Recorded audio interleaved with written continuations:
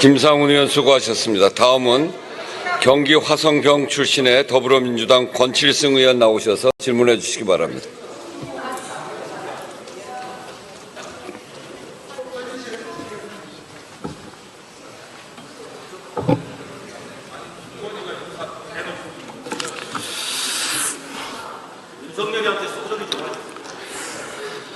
존경하는 국민 여러분, 우원식 의장님과 선배 동료 의원 여러분, 정조대왕의 개혁 정신이 살아 숨쉬는 경기 화성병 출신 국회의원 권칠승입니다. 최근 대한민국 경제의 성장 엔진이 꺼져간다는 걱정의 소리가 많습니다. 주식시장은 환호하고 있지만 실물과 민생경제는 많은 어려움을 호소하고 있습니다. 중소기업, 소상공인, 자영업자들은 최고 수준의 폐업률에 힘들어하고 있습니다. 게다가 중국의 무서운 추격과 추월 속에 미국의 부당한 통상 압력까지 겹치면서 대한민국은 이제 혁명적 혁신 없이는 생존마저 장담할 수 없는 어려운 상황입니다. 민생과 실물 경제가 받쳐주지 못한다면 자본시장의 호황도 지속하기는 어려울 것입니다. 대한민국의 100년 대계를 위해 혁신이 필요한 시기입니다. 작금의 상황에 대해 정부가 어떤 인식과 대책을 가지고 있는지 국민들과 함께 알아보는 시간을 가지고자 합니다.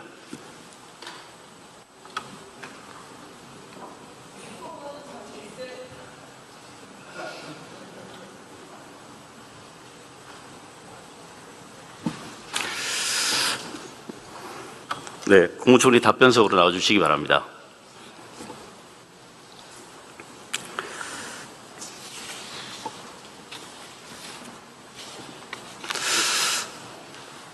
수고하십니다. 어제 조현 외교부 장관이 미국이 달라졌다고 생각한다, 이런 이야기를 하셨습니다. 예, 이 부분에 대해서 총리님 어떤 생각을 가지고 계십니까? 미국이 달라졌다라는 표현에는 현재 미국을 포함한 우리나라가 다 담겨져 있는 세계의 질서가 변화했다라는 인식과 미국의 정치를 이끌어가는 미국 대통령이 역대 다른 대통령들과 조금 다른 방식의 정책을 펼치고 있다, 뭐 이런 여러 가지가 복합적으로 담겨져 있는 표현이 아닐까 생각합니다. 네, 그렇습니다. 좀 더 구체적으로 말하면 미국의 국가 자본주의가 노골화되고 있다고 보여집니다. 제조업 등과 같은 실물 경제 쇠락에 따라 여러 가지 정치적 또 사회적 문제가 그 원인이 되었다고 저는 진단합니다. 국익과 기업의 이윤이 구분되지 않는 그런 시대가 된 것 같습니다. FTA 협정 자체를 일방적으로 무시하는 또 전면적인 관세 부과, 반도체 수출 통제, 인텔의 지분 취득과 같은 예전에 없던 규칙 위반과 예외적 상황이 난무하고 있습니다. 보이지 않는 손은 이제 진짜로 보이지 않게 되었고, 보이는 손이 본격화되었습니다. 정부 협상팀에서도 아마 많은 애로가 있을 것으로 짐작이 됩니다. 제국주의 시대 불평등 조약을 연상시키는 미국과 일본의 통상 협상 결과에 대해서 총리께서는 어떻게 평가하십니까? 다른 나라의 협상 결과에 대해서 제가 지금 평가하기는 조금 적절치 않은 것 같고요. 다만 지금 말씀을 듣다가 생각이 난 것은 여기서 답변을 드리면서 야당 의원님들을 포함해서 많은 말씀을 주십니다마는 현재의 상황이 저희가 선택한 것도 아니고 우리나라를 포함한 세계의 어느 나라도 어떻게 보면 수동적으로 협상에 나갈 수밖에 없는 상황에 그것도 일정하게 불리한 점을 안고 출발할 수밖에 없는 그러한 상황이다 하는 것을 모두가 이해하고 인식할 수밖에 없지 않는가 생각합니다. 네, 최근 우리나라에 대한 이 미국의 통상 협상 요구에 대해서 실체적 진실도 있고 여러 가지 억측도 뒤엉켜 있습니다. 이 미국이 우리나라에 요구하는 조건에 대해서 공개 가능한 범위 내에서 말씀을 좀 해주시면 좋겠습니다. 제가 직접 협상을 하지는 않고 있기 때문에 말씀드리기 어렵기도 하고, 실제 협상에 임한 분들의 말씀을 들어봐도 어느 시기에는 필요하면 국민들께, 이것은 꼭 결론이 난 뒤에 말씀을 드리는 것은 아닙니다.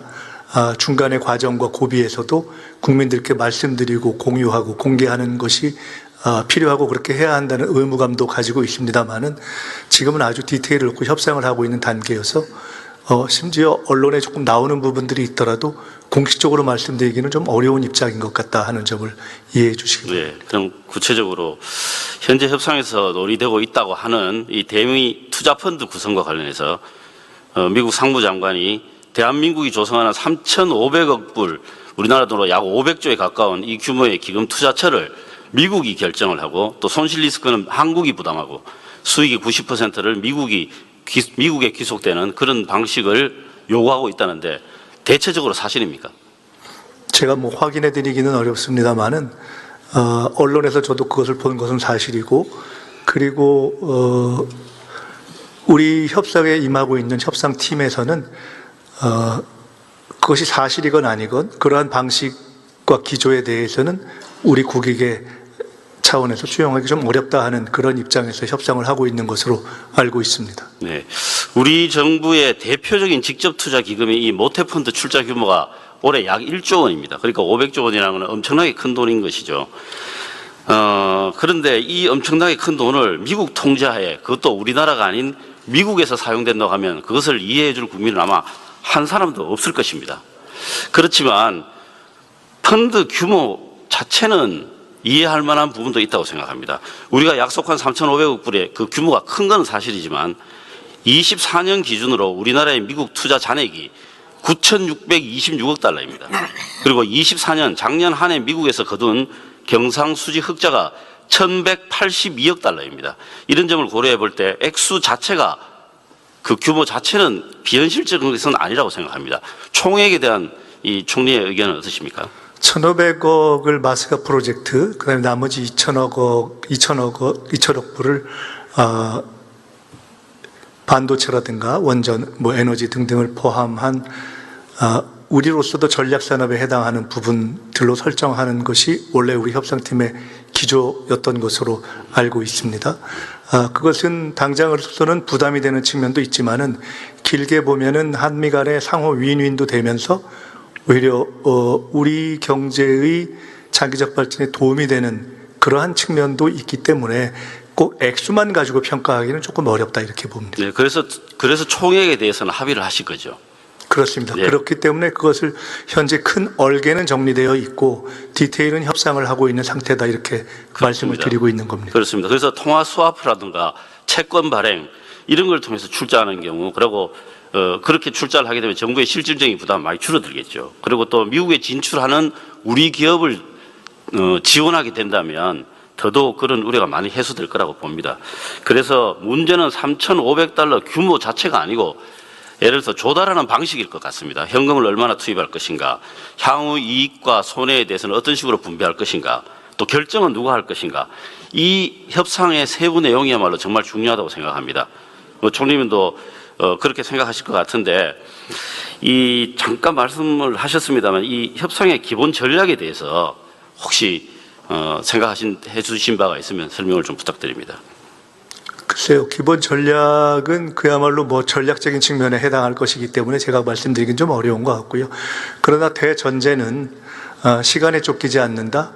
그리고 국익과 우리 경제의 감당 캐파로 봐서 감당할 수 없는 부분에 대해서는 어떤 형태로도 문서화하지 않는다. 뭐 이런 것들이 기본이 있는 것 같고, 그리고 애초에 대미 협상회의는 임하는 기본 전략 중에 하나로서 사실 마스카 프로젝트 같은 것이 제기된 것은 굉장히 효율적인 현명한 전략이었다고 생각합니다. 네, 그렇습니다. 협상이 완료된 이후에 이제 자금 조달 과정이 있지 않겠습니까? 이제 뭐 국채은행 회사채 발행이라든가 뭐 국가채 발행 이런 것들이 있을 수 있는데, 그 어떤 경우라도 그 이후의 절차나 과정들을 영원히 숨기거나 묻어둘 수가 없습니다. 그렇기 때문에 국민과 함께 투명한 방식으로 진행해 달라는 말씀 반드시 드리고 싶습니다. 네, 어제도 말씀드렸지만은 조약에 해당한다면은 당연히 법적인 그 의무가 있는 것이고, 조약에 해당하지 않는다 하여도 국가 재정에 상당한 부담을 친다라면은, 그렇게 되는 경우라면은 그것은 국회의 동의를 구해야 될 수도 있는 것이기 때문에 기본 원칙상으로는 그 국회의 동의를 구하는 과정이 있을 수도 있다라고 생각하고, 그 동의 여부를 떠나서 공개적이고 투명하게 임할 생각이고, 결국은 이런 협상에 있어서 정부가 기댈 것은 국민의 어떤 단단한 응원밖에 없다 이렇게 생각하고 있습니다. 그렇습니다. 다음은 혁신과 관련해서 말씀을 좀 드리겠습니다. 저는 대한민국 역사상 가장 큰 혁신은 정치의 민주화라고 생각합니다. 개발 독재를 끝내고 새로운 패러다임의 국가 운영 체제가 필요한 시기에 한국은 민주화에 성공했습니다. 그 혁신이 없었다면 오늘 경제적 번영과 성과는 없을 거라고 생각합니다. 정치적으로 민주화에 성공하지 못한 나라가 경제적으로 성공한 사례를 찾아보기는 힘든 세상입니다. 동의하시죠? 그렇습니다. 네. 지난 겨울 우리는 이 위대한 정치적 혁신을 일거에 파괴할 수 있는 광기 어린 역사의 반동을 목도했습니다. 그리고 국민과 함께 극복했습니다. 비상계엄이 잠시라도 성공을 했다면 우리는 엄청난 경제적 손실을 감당해야 했을 겁니다. 국민들에게 비상계엄을 조기 경보하셨던 총리로서 이 경제적 측면에서 어떤 생각을 가지고 계시는지 의견을 듣고 싶습니다. 최근에 한국을 다시 찾는 관광객 또 한류의 여러 가지 어떤 폭발적인 그 성장과 그에 대한 세계인의 주목 그리고 최근 주식시장의 상승 이런 것들을 보면서 결국은 민주주의가 경제의 바탕이기도 하고 평화의 바탕이기도 하고 문화의 바탕이기도 하다. 민주주의를 통하지 않고는 결국은 모든 것을 어떤 것도 이룰 수 없다. 이런 생각을 다시 한번 절감하고 있습니다. 네, PPT 하나 올려주시기 바랍니다. 제가 생각하는 위기 극복 방안을 간략하게 한번 만들어 봤습니다. 경제적으로는 혁신, 사회적으로는 양극화 해소가 오늘날 대한민국 위기 극복의 가장 중요한 의제라고 생각합니다. 경제 혁신에는 공급 혁신과 수요 혁신 두 가지를 나눠 볼 수 있고요. 공급 혁신은 어떻게 만들 것인가의 문제이고 수요 혁신은 무엇을 만들까의 문제입니다. 대표적인 사례로 본다면 한류 같은 걸 볼 수 있을 것 같습니다. 결국 국가의 장기적 잠재 성장 확보 그리고 국가 경쟁력 제고의 원천 동력은 공급 혁신입니다. 공급 혁신은 자본과 노동의 더 효율적인 조합이고 종국적으로 기술 개발에 의해서 실현됩니다. 혁신은 현재의 틀을 깨는 것이므로 기존의 다양한 규제 때문에 제대로 추진되지 못하는 경우도 허다하고 타이밍을 놓치는 경우도 많습니다. 중국은 최근 각종 데이터의 광범위한 활용으로 AI 기술의 격차를 벌이고 있습니다. 오늘은 대표적인 사례로 의료 데이터에 대해 한번 제안을 드리고자 합니다. 향후 우리나라를 먹여 살릴 주요 산업 중 하나가 저는 바이오 산업이라고 생각합니다. 그렇지만 이 의료 데이터에 대한 사용에는 많은 규제가 있습니다. 법적, 기술적, 윤리적 아주 다양합니다. 개인보호, 개인정보보호, 감형처리, 기관별 표준화, 또 활용 절차 등등 여러 법이 중첩되기도 합니다. 본인의 동의만 있다면 원스톱으로 광범위하게 의료 데이터를 사용할 수 있는 제도를 정비해야 한다고 봅니다. 그리고 또 돌아가신 분들에 대한 의료 데이터의 경우는 좀 더 간편하게 사용할 수 있는 방법을 찾아야 된다고 봅니다. 또 우리나라 대형 병원들의 의료 데이터 호환성을 확보하기 위한 국가적 지원도 필요하다고 보고요. 또 병원마다 따로 운영되는 생명윤리위원회, 데이터심의위원회도 국가 차원으로 끌어올려서 좀 더 공적 책임을 강화해야 된다고 봅니다. 이거를 조금 더 시간을 보내면 향후에 이 데이터라고 하는 것이 엄청난 경제적 가치를 가지기 때문에 병원 간 칸막이가 더욱 높아질 것이고 이기주의도 극복하기 어렵게 될 것입니다. 또 상업주의와 관련된 또 데이터 유출 문제도 발생할 수 있을 것입니다. 국가가 운영하는 IRB 생명윤리위원회를 통해서 이 연구와 상업적 활용이 가능하도록 꼭 살펴봐 주시기를 부탁드리겠습니다. 그리고 의료 데이터의 가명 익명 처리에 연구비의 20~30%가 소요된다는 말도 있습니다. 또 유전체, 음성정보, 생체정보와 같은 특정 데이터는 활용이 거의 불가능하다는 그런 민원들이 많습니다. 이 부분에 대해서 꼭 살펴봐 주시길 바라고요. 의료 데이터는 엄청난 가치이기 때문에 이 부분에 대해서 개방하는 부분을 더 찾아야 된다고 보는데 총리께서는 어떻게 생각하십니까? 우리 바이오가 가지고 있는 또 앞으로 가지게 될 경쟁력 가운데 핵심적인 분야가 사실은 데이터가 아닌가 저는 개인적으로 생각을 합니다. 이 건보 관련한 데이터를 포함해서 굉장히 많은 데이터들이 축적되어 있는데 말씀하신 것처럼 여러 제약이 있습니다. 현재뿐만 아니라 사실은 조금 전에 말씀하신 돌아가신 분들의 데이터만으로도 굉장한 축적된 데이터로서의 가치가 있는데 거기에도 아직 저희가 여러 가지 규제가 걸려 있어서 말씀 주신 바대로 그 데이터 문제에 대해서 집중적으로 논의하고 풀어가는 방법을 찾아보도록 하겠습니다. 네, 원격 진료 문제도 코로나 때 도입이 되었는데 지금 시범 사업으로 겨우 명명만 이어지고 있습니다.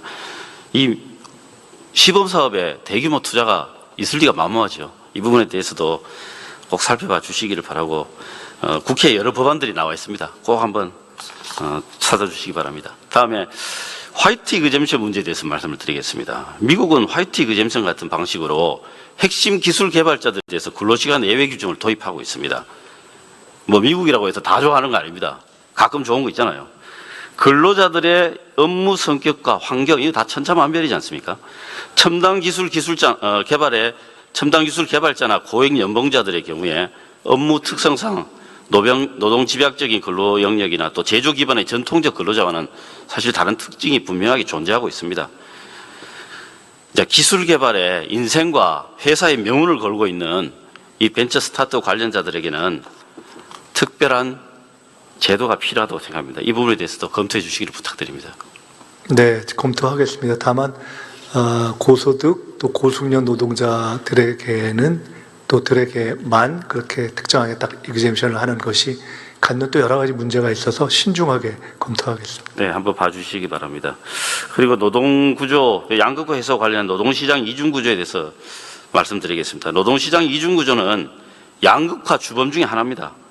사회문제로 주로 취급이 되지만 경제혁신에 있어서도 아주 중요한 요소이기 때문에 말씀을 드립니다. 노란봉투법도 이중구조 해소를 위한 정신이 저는 숨어 있다고 생각을 합니다. 대안으로 지금 고려되고 있는 우리 민주당 대선 공약이기도 했습니다. 임금 분포제, 혹시 지금 정부에서 어떻게 준비하고 계신지 좀 설명 부탁드리겠습니다. 네, 임금 분포제가 문제의식은 조금 전에 의원님께서 말씀하신 여러 가지를 담고 있지만은 사실은 아직 국제적으로나 또 학술적으로 딱 정리되어 있는 개념으로 지금 또 그 제도로서 정돈된 것 같지는 아직 않은 단계입니다.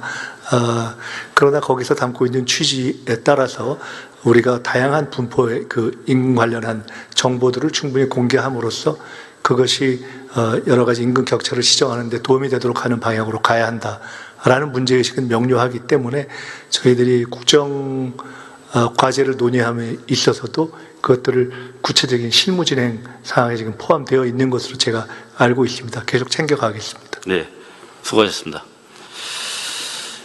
기재부 장관님 답변서로 나와주십시오.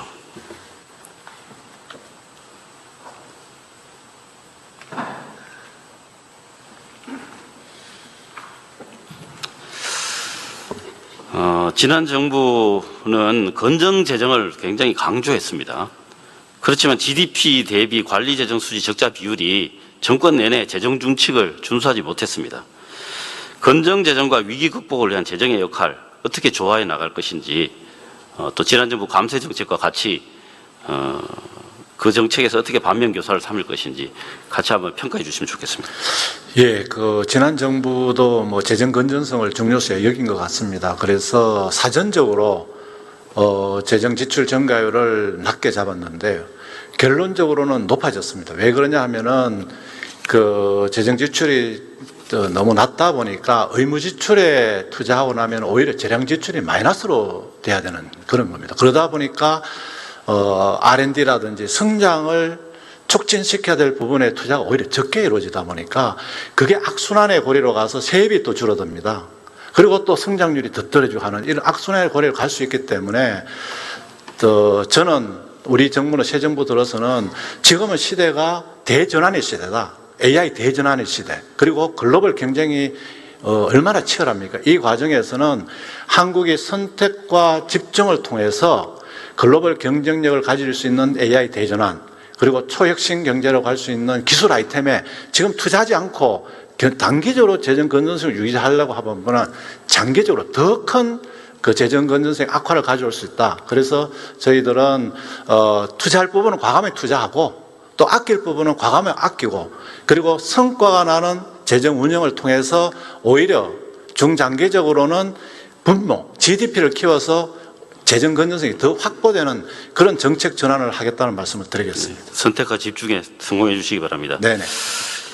배임제 포함해서 경제 형벌 합리화 지금 TF 하고 계시죠? 네네. 예, 저는 이제 당 TF 단장을 맡고 있는데요. 이 경제 형벌 합리화 필요성에 대해서 평소 생각하시는 의견을 좀 말씀해 주십시오. 예, 여러 가지로 이제 기업들이 저희들의 경제 형벌을 보니까요. 단순하게 예를 들자면은 축산 차량에 GPS가 고장 나서 운행한 경우도 이게 형사벌을 취하더라고요. 이렇게 너무 과도하게 기업을 얽매인다든지 또 우리 국민들 과도하게 하는 부분은 맞지 않다. 이래서 저희들이 전반적으로 한 6천여 개의 그 경제 행보를 전반적으로 검토를 해서 부당하게 또 단순한 고의 중과실 없이 선의의 과실로 그런 부분에 어떤 위반이 있다 하는 경우는 가능하다면은 시정토로 가고 또 그리고 또 그런 경우는 경제별로 해서 과도하게 기업 투자 심리를 꺾는다든지 또 기업하려고 하는 또 의욕을 끊는 그런 일이 없도록 저희들이 경제 행보를 전반적으로 점검해서 아마 9월 달에 1차적으로 국회 법안도 제출하고 또 준비가 되는 대로 계속해서 한 1년 안에 30% 정도는 적어도 저희들이 개선토록 하겠다는 말씀을 드리고 그중에 이제 배임죄도 포함되어 있습니다. 근데 이제 배임죄의 경우 합법적 경영 판단이라고 하더라도 이 정상적 판단이 아닌 경우들이 있습니다. 네. 또 그 반대의 경우도 있고요. 우리가 제도를 개선하는 게 영악한 자의 부당한 이득을 우리가 보호해 주는 게 아니지 않습니까? 네네. 그런 일이 발생하지 않도록 그 부분도 면밀하게 좀 봐주시기 바랍니다. 예, 그렇게 하겠습니다. 네, 수고하셨습니다. 다음 중소벤처기업부 장관 답변서로 나와주십시오.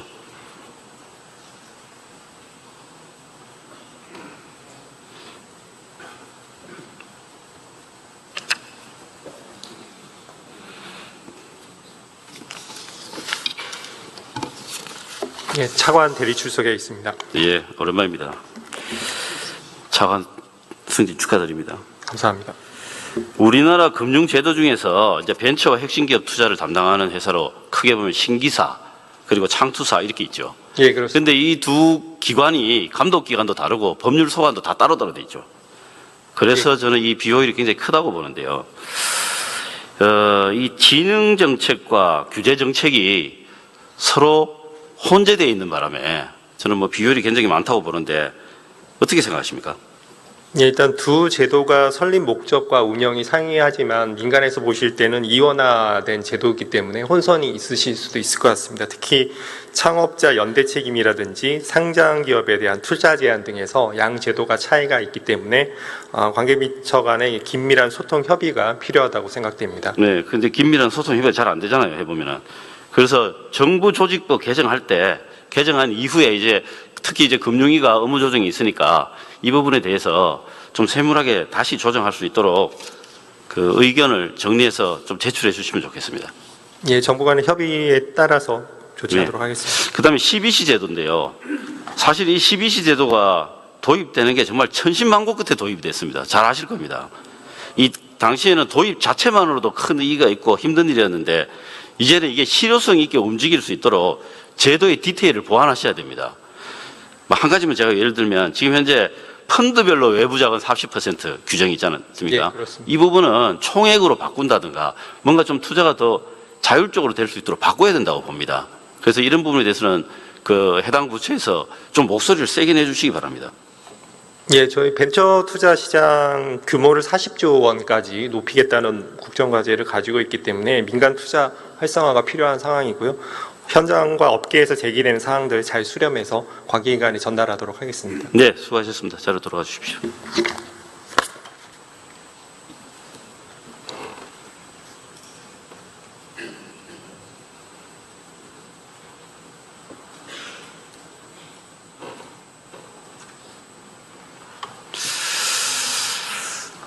존경하는 국민 여러분, 잘 달리던 대한민국이 제자리 걸음을 하고 있다는 경고가 곳곳에 나타나고 있습니다. 멈추면 그 대가는 국민들이 치르게 되어 있습니다.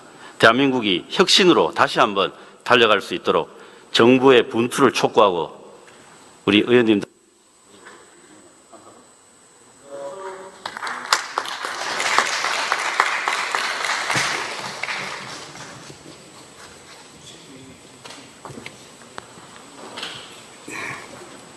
권칠승 의원 수고하셨습니다.